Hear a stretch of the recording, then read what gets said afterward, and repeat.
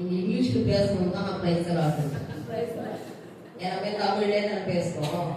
நம்மளை பார்த்து நிறைய பேர் இங்கிலீஷ்ல பேசுறது இல்லை. பேசினாதான் எல்லா மொழியுமே வரும். சரியா? ஆமாவா இல்லையா? அதனால நம்ம என்ன பண்றோம், இனிமேல் பார்த்தா என்ன பண்ண போறோம், ஸ்தோத்திரம்ன்றதுக்கு சொல்லுவீங்களா? அடுத்த வருஷம் வந்து கேட்கலாம். அக்காவை ஐயா பாஸ்டர் ஒய்ஃபை பாஸ்டர் எவ்வளோ அதை பிரைஸ் வாடுறீங்க, என்னப்பா இப்படி இருக்காங்க விசுவாசிங்க அப்படின்னு அப்படியே பூரித்து போகணும். ஒரு வருஷம் ஃபுல்லா ஸ்தோத்திரன்ற வார்த்தையை இங்கிலீஷ்லேயே சொல்லணும். சரியா? பிரைஸ் லார்ட், ஹல்லேலூயா, பிரைஸ் லார்ட். நீங்களே சொல்லுங்க.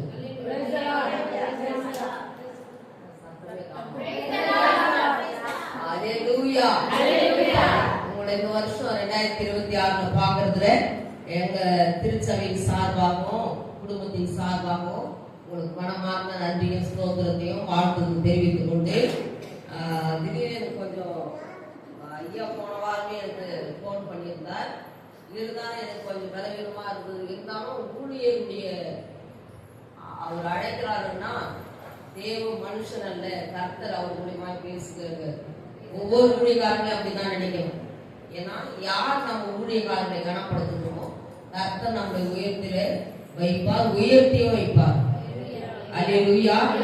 யாரையும் நம்ம என்ன பண்ணக்கூடாது, கனவீனம் படுத்தக்கூடாது. ஏன்னா வேதம் சொல்லுது, ஆண்டவருடைய ஊழியத்தை செய்யறவங்க இவங்களுக்கு ரிட்டர்ன் கிடையாது. ஆமா தானே? ஆமா. நாங்கெல்லாம் அப்படியே என்ன சொல்றது, பென்ஷன் வாங்கிட்டே இருப்போம் வயசாகிற வரைக்கும். அவங்களுக்கு எல்லாம் கூட எனக்கு அவங்க சைலண்டா இருப்பாங்க. ஆனா நானு வாங்கி சாப்பிடுவேன். அப்படி ஒரு ஒவ்வொரு விஷயங்கிட்ட ஒவ்வொரு மனிதர்கிட்ட ஒவ்வொரு வித குண அதிசயங்கள் இருக்கிறது இல்லையா? எனக்கு அருமையானவர்களே, கர்த்தருடைய சமூகத்துல இந்த ஆண்டுல இந்த 2வது மாதம் 8ஆம் தேதி கண்ணபாளையம் திருச்சபையில உங்களை யாவரையும் இந்த வருஷத்துல நிறைய பேர் நான் பாக்குறேன். ஏன்னா அதுக்கு முன்பதாக பார்த்தோம்னா ஒரு 10 பேருக்குள்ளதான் இருக்கும். இப்ப அதிகரித்து ஜபம் ஜெயித்தே கொடுக்கும்.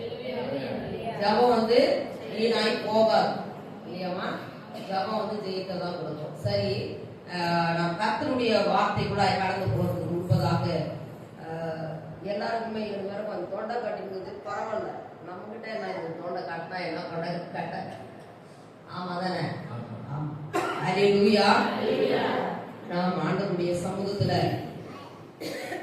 சில கேள்விகளை நான் கேட்போம். இது ஜெனரலான கேள்வி. அதை நீங்க என்ன பண்ண போறீங்க, பதில் சொல்லிடுவீங்க.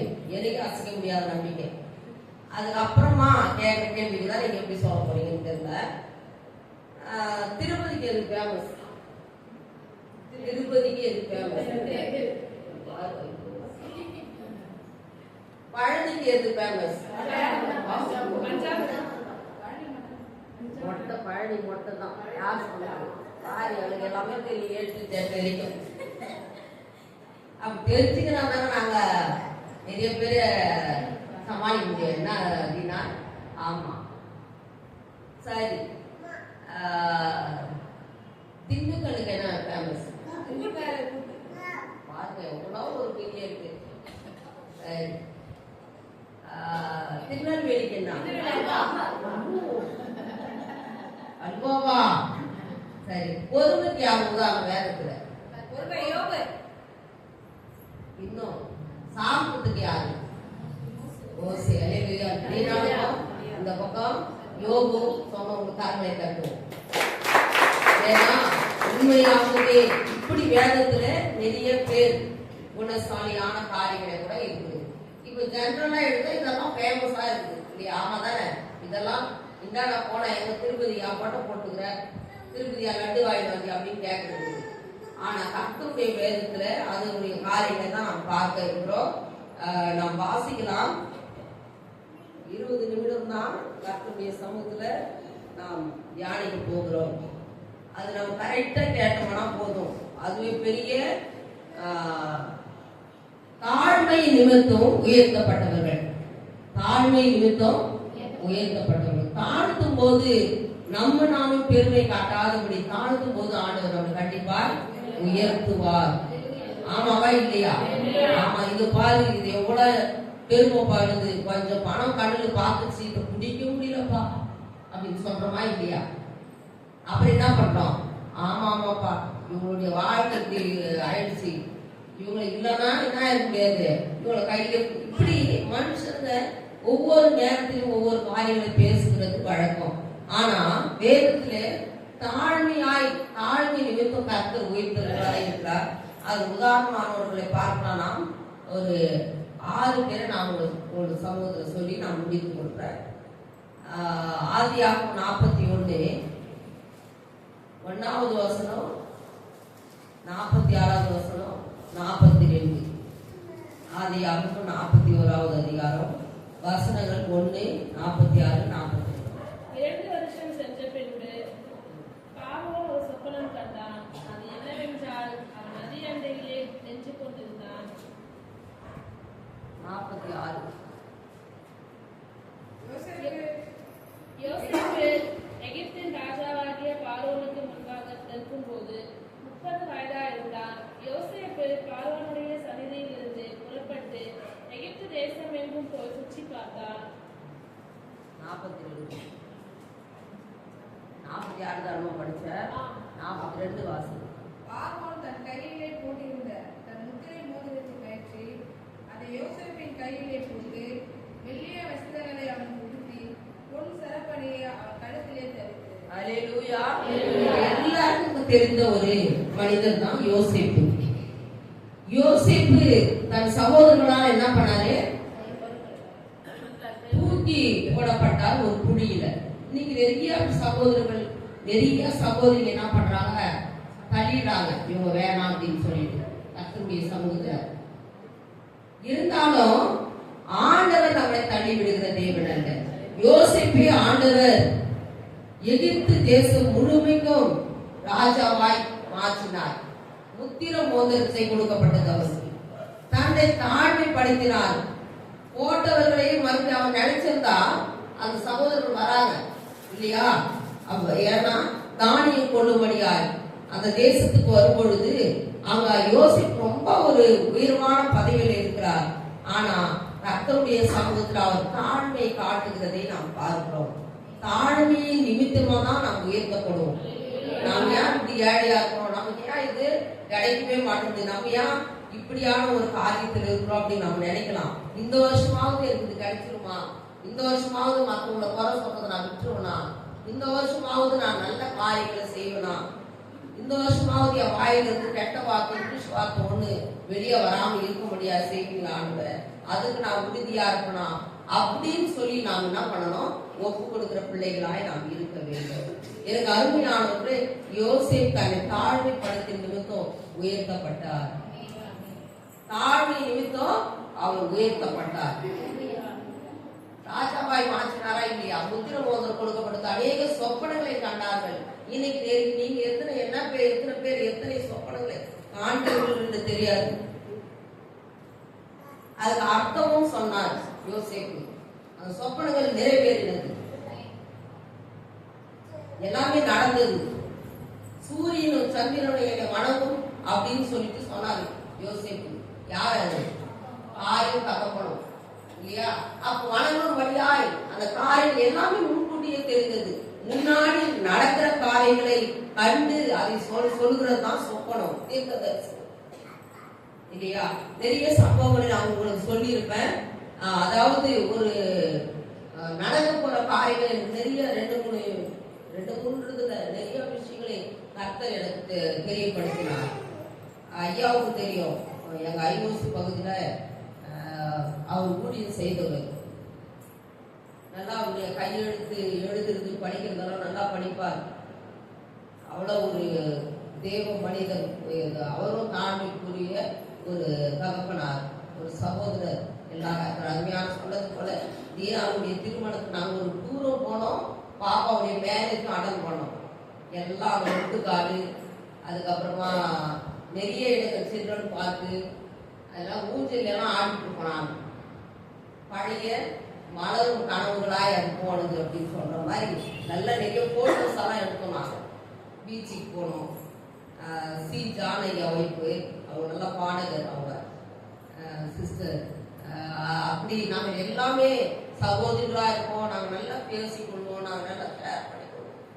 எனக்கு கையில கூட எத்தனை பீஸ் பிடிக்கணும் அக்கா எடுத்து வச்சுக்குவாங்க. அப்படியெல்லாம் நாங்க ஒன்னா பாஸ்ட் பண்ணிக்கணும், ரஃபா இருக்கணும் அப்படின்னு இருக்கா? பாஸ்ட் பண்ணிக்கணும் இப்படிதான் இருக்கணும்னு இருக்கா? உங்களை போலதான் நான், ஆனா நான் ஒரு முன்மாதிரியா இருக்கணும்ன்றது அது கண்டிப்பா. ஆனா எல்லா விதத்திலும் உங்களுடைய காரியங்களை நாங்கள் தெரிந்து கொள்ளும்படியாகவும் உங்களோடு கூட இணைந்தவர்களாக இருக்கிறோம். எதுக்காக சொல்ல வரேன்னா, அப்படி ஒரு ஐயாவுக்கு தெரியும், காசிடுவாங்க அந்த அம்மா பேரை, சூசைட் பண்ணி செத்துட்டாங்க. அவங்களுடைய மகன் மறிக்கிறது எனக்கு அப்படியே கண்ணுக்கு முன்பதாக ஆண்டவர் காட்டினார். ஒரு சவப்பெட்டியில அதே இடத்துல எந்த பக்கம் வலதா இடதா மேற்கா தெற்கா கிழக்கா எல்லா பக்கத்தையும் கரெக்டா காண்பித்தார் எங்க பாஸ்ட் வந்து. அதே போல ஒரு 3-4 நாள் கழிச்சு சொன்னா அவன் மறிச்சுட்டான். கம்பெனி இன்ஜினியர் கம்பெனி விடாது முழுதான். அங்கிருந்து அப்படியே அங்கேயே உயிர் போயிடுச்சு. சின்ன வயசு தான், ஒரு 37 வயசு தான் இருக்கும். அங்கேயே இறந்துட்டான். அதோட தூக்கினா அதே மாதிரி பெட்டியில் அவனை கடத்தினாங்க. எதுக்காக சொல்ல வரேன்னா, சொப்பனங்கள் தரிசனங்களை கடைசி காலத்துல ஐயா சொன்னார் கரெக்டா, மணவாளன் வரப்போகிறார், மணவாட்டிகளாகிய நாம் ஆயுத்தமாயிருக்கிற பிள்ளைகளா இருக்கும். 2வது மனிதர் யாருன்னு பார்க்கலாம். 1 சாமுவேல் புத்தகம் 18 1வது வசனமும் 3வது வசனம்.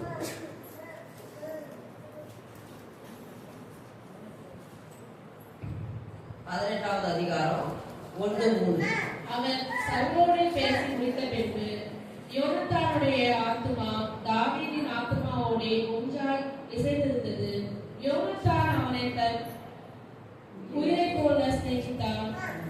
யோனத்தான் தாவீதை தன் ஆத்துமாவை போல சிநேகித்ததினால் அவனும் இவனும் உடன்படிக்கை பண்ணிக் கொண்டார்கள். பாருங்க, தாழ்மை நிமித்தம் இங்க தாவீது கர்த்தருடைய சமூகத்துல அங்க ஆண்டவருடைய பாதபடியில என் உயிர் அப்படின்னு சொல்லுவாங்க.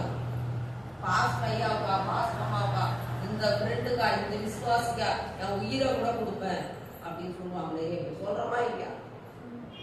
நீ என்னமா சொல்லுவாங்க, நல்லா இருக்கும் சார் அப்படின்னு சொன்னாங்க. ஐயா சொன்னாரு, கூப்பிட்டுக்கையா, என்ன படம் நல்லா இருக்குன்னு சொன்னாங்களா? அந்த ஆண்டியா இல்ல அந்த பாட்டியா? அவங்க கூப்பிட்டுக்கையா வரட்டும் அப்படின்னு சொல்லுவதானம்மா? சொல்லுவியா சொல்ல மாட்டியா? ரொம்ப தலையை சொல்லியோ சொல்ற. இந்த முறை கேள்வியே கேட்கலையே. ஏன்னா இந்த முறை ஆலோசனை. அப்ப நம்ம என்ன பண்ணணும்னா, கர்த்தருடைய சமூகத்துல நம் தாழ்மை நிமித்தமா உயிரை கொடுக்கணும்னு சொல்லுவோம். கர்த்தர் நமக்காக உயிரை கொடுத்திருக்கிறார். அவருடைய சமூகத்தில் நாம் எப்படி தவித்து, எப்படி நாம் தாழ்மைப்பட்டோம்னா உயர்த்தப்படணும் அப்படின்னு சொல்லி நல்லா முழுங்கால் படித்து ஜெபம் பண்ணோம். இவங்க கிளம்பிட்டாங்களா, நம்ம கிளம்பலாம். ஓ, அந்த வீட்டுக்கு அக்கா போச்சா, நைட்டு எரியுது, இன்னும் காக்கக்கூடாது, ரொம்ப ஜெபம் பண்றாங்க, அவங்களே போல நம்ம அப்படியே கிளம்பிப்போம், கொஞ்ச நாள் போலாம் அப்படின்னு உட்காந்து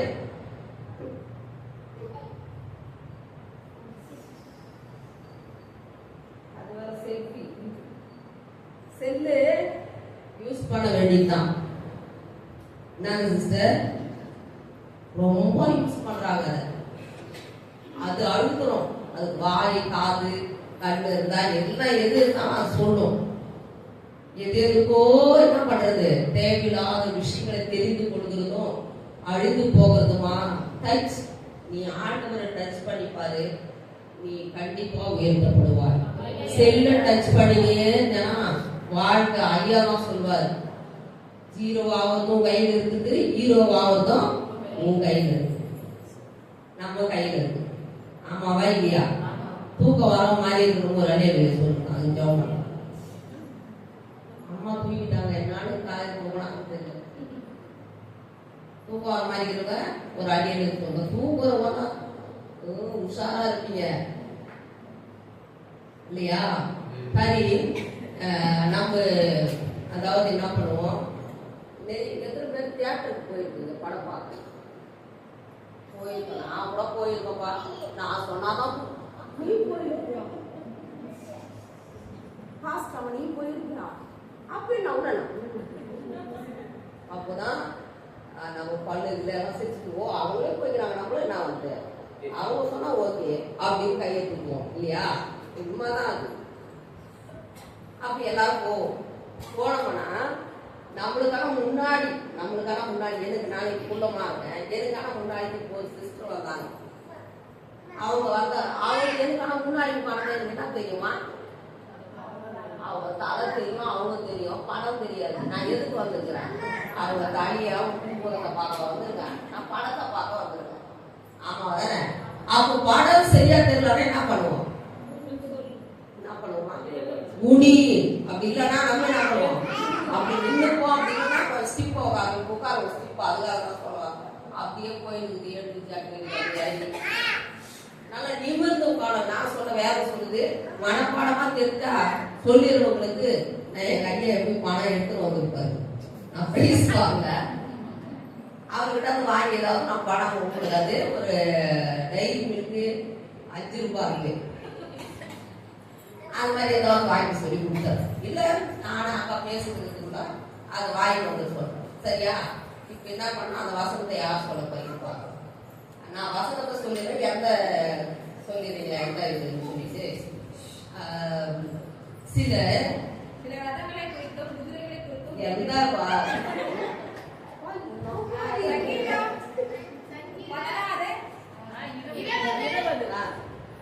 என்ன எல்லாமே சேர்ந்தா எப்படிமா சாக்லேட் வாங்குறது? நீங்க அப்படி சொல்லுவீங்கன்னா தெரியும். சொல்லுங்க. வயிற்றுல பாசனம் சாக்லேட் புட்டு கூட கொடுவானாங்க. நீயும் பாத்துக்க இந்த பக்கம்